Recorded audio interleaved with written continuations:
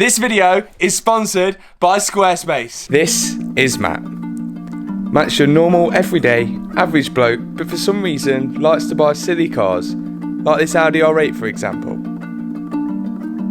He actually swapped this for his perfectly fine A45 AMG for a rundown, problematic Audi R8. In the previous videos, he's fixed a few problems with it, wrapped it in this horrendous colour, and got it back on the road. Now, even though there's still some underlying issues, which can be quite worrying, the brake pad light's on, the horn doesn't work, there's no door speakers in this door, and it idles really badly. He's decided to drive it over 100 miles to Alloyfix in Romford.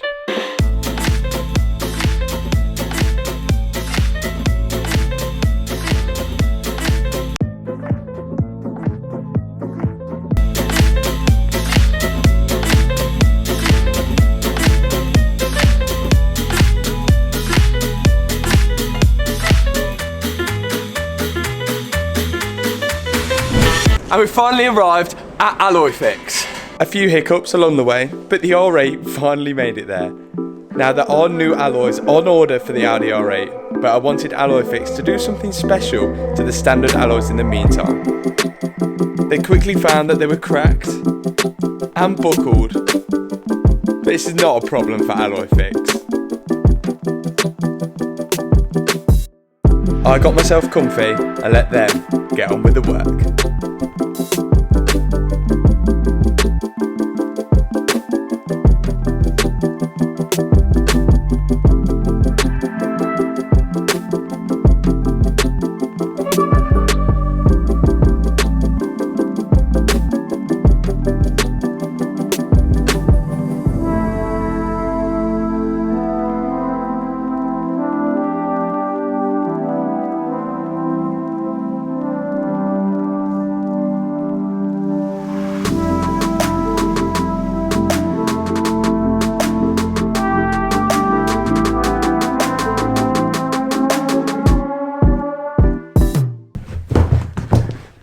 Now a day has passed now, and I know what you're thinking. Red wheels and white calipers.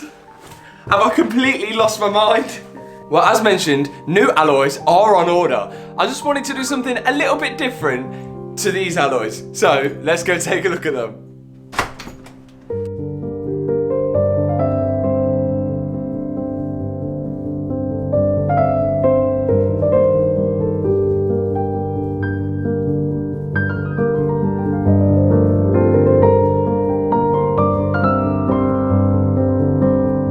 And how many people are gonna hate these alloys? I really wanted to steer away from doing the generic black or grey or silver alloy this time, and I wanted to try something a little bit different, and you know what? I actually love it, and I think it really suits the car. Doesn't matter what I'm gonna do to any of the cars on my channel, some people will hate it, some people will love it. That's the whole point of this modification game. White calipers, yes, I know they're brave, but I think they really pop well against the sandgloss wrap. Now, for those wondering, what would a sort of 200-mile round trip cost in fuel for one of these? Well, I actually filled up around 80 litres, costing me about £100. And I still have just under half a tank left, which I don't think is too bad. But it's not the fuel consumption that's worrying me, it's the oil consumption. So on the way to Alloyfix, you would have seen that the minimum oil light came on the dash. I pulled over, I put a litre of oil in it, got all the way there, and when I was on the way back, it actually appeared again. Now, I have read online that oil consumption in Audi R8s, or generally any 4.2 litre V8, even the V10s, oil consumption is fairly common. Lots of it can be put down to a poorly serviced engine, or just to be fully clogged up in carbon, which is, again, really common. Now, I'm not naive. This car's done about 90,000 miles, most of which had been around a track, being that it was an ex-track car, and I highly doubt it's had its regular service intervals. So the very first step seems simple. Let's service it. Now, most of the stuff I've learnt about the R8, or in fact, pretty much any car, I've learnt about it online. Which makes you realise how important websites are. Which is where today's sponsor of the video comes into place. Squarespace. From websites to online stores to marketing tools and analytics, Squarespace is the all-in-one platform to build and run your business. You see, Squarespace has got it all. Whether you're expert knowledge or beginner knowledge, it's really simple and easy to use. Check this out. So when starting up a new website with Squarespace, it's really easy because there's hundreds of templates to choose from. When you've chosen one, it's simple to make it your own because all you can do is drag and drop your own logos and photos in there. You can change the colours, you can change the fonts. Another cool thing, you've got email campaigns to notify your customers of when new things are dropping, like my latest videos. And with a little bit of tweaking and tuning, you have a professional looking email which matches your website as well. There's loads more things to discover and learn, but as you can see, it truly is the all-in-one platform. So if you need a website, or when you do, remember this video and go to squarespace.com, and when you're ready to launch the website, use code Matt Armstrong and you're going to get yourself 10% off your first website or domain name. Thanks to Squarespace for sponsoring this video. Right, let's get the Audi R8 in.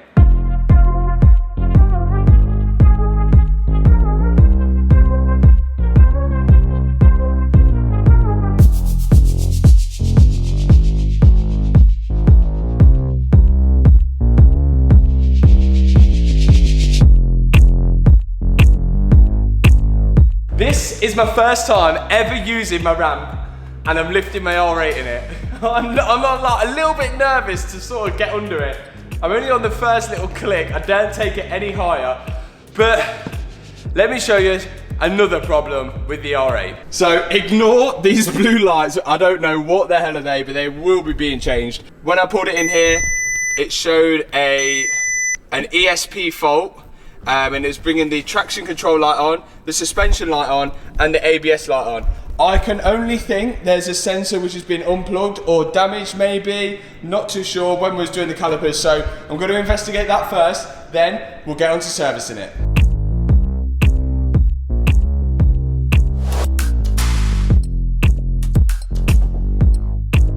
So I found while the light was on, nothing drastic. It was literally just an ABS sensor, which is literally unplugged, or wheel speed sensor, just unplugged. Well, hopefully as soon as that plugged in, that will fix it, no problem.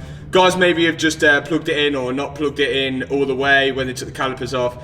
Nothing drastic. Let's sort that out and then let's get on to servicing it. Do we have a fault anymore? Brake pad fault, that was always there. There we go. All the suspension light and everything is off. Lovely stuff. Okay, so here is the sump. All these arrows are showing me towards a sump plug. One there, and one there. Now that one is gonna cause us all sorts of hassle because there's literally no gap between it. And there is actually a special tool which Audi sell to get to that sump bung, which is on the screen right now. And Audi don't tend to sell it to the public. So what I'm going to try and do is try and get to it myself. If I can't get to it, we'll try and make something which will get to it. If not, we're just going to improvise. So let's start draining the oil. A couple 100 miles away, denying that something has changed. You're blaming me too complicated, but I will never stay the same. So there is absolutely no chance I am getting to that sump plug to drain the last bit of oil out. There is no way 10 litres of oil in this bucket. So there's still a fair bit to come out. But where there's a problem, there's a solution. Thanks to the guys on the Audi R8 forum, I've found that there's an oil reservoir tank just up there. You can see that big 18mm bolt there. If you undo that, apparently a whole lot of oil is going to absolutely pee out of it. It's going to make a big mess, but I'm willing to clean it up if it means we can get all of the oil out. So let's get to it.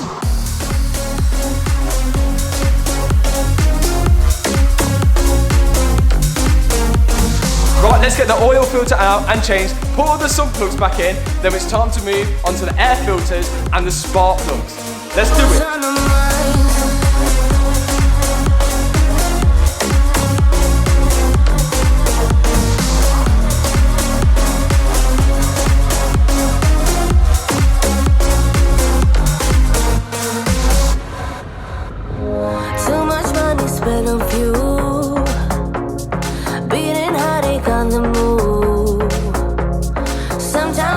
Wish we knew, hey, how to call up without losing. But I drive, baby, just so I can make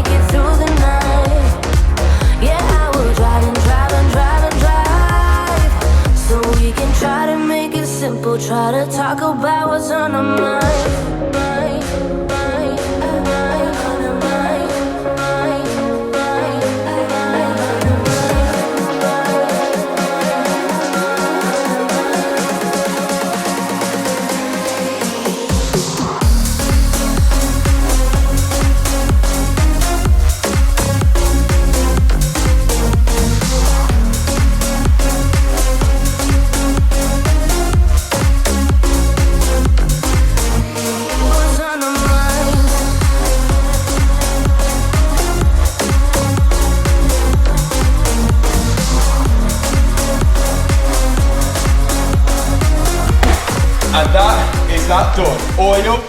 Oil filter, air filter and spark plugs. I've not put everything back together yet. One, because I want to clean it, and two, because I want to run it first, just in case, you know, in case I've not put something in right or correctly and I do need to change it. Looking at the spark plugs, they're all evenly sort of worn, and it doesn't surprise me how carboned up they are. That is fully carboned up. So I can only imagine what the injectors could look like and the inside of the intake and everything like that. So I definitely think it's going to be needing a carbon clean at some point, because that can really affect the power and sort of oil consumption. Now this car's a dry sump, which means that I can't just fill it up, measure it with the dipstick, and then I know how much oil I've put in it. You actually have to warm the car up before you measure how much oil's in it. I put in about 10 litres, which is what came out of it. So fingers crossed we will be okay. Also, another thing, on the side of these engine cover bits, there's some little LED lights there. I thought, oh, they're cool, perhaps I could get them working. Well, as you've seen, somebody has cut the rear of them, which was on that side, and then also on this side here, this side has also been cut. Why the hell would anyone do that? I don't know. If you're watching this and you were the guy that put the R8 back together and cut all those wires and caused me all this hassle, I will look for you. I will find you. And I will. Anyway, let's get this started. Sounding good. Let's check for leaks and put the whole thing back together. Right, all the panels are back on now. I've just got the under tray to put on, then we can get it out of here.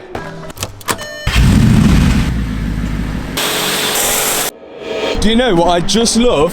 When you clean the outside of the car and it cleans the inside as well. Nice. I think this window doesn't quite seal it up correctly, but we know how to fix that. Maybe in a future video we'll do that. Same as the Audi TT. Oh, look at the Audi R8. It is looking so sweet with those red wheels. Does that colour look familiar? Maybe the Maserati is the same colour. Let me know what you think about those wheels. Definitely controversial, but I think it worked. Now the R8 is definitely 100% idling 10 times better now, but I think we need to take it on a drive to really feel what it's like now after the service. I still definitely think we need a carbon clean on this. Right, let's go for a quick spin and see what it drives like. Yes!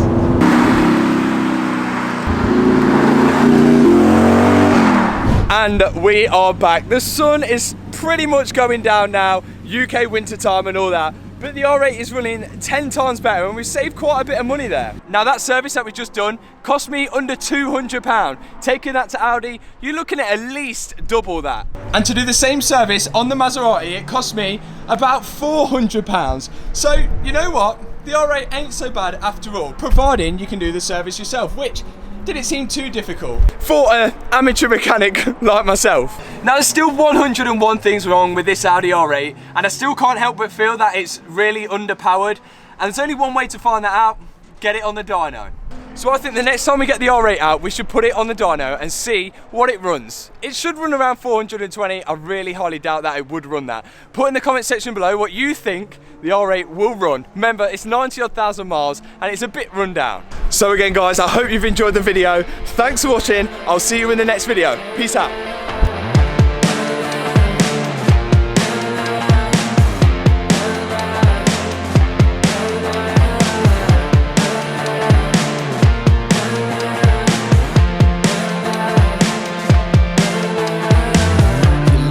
Truck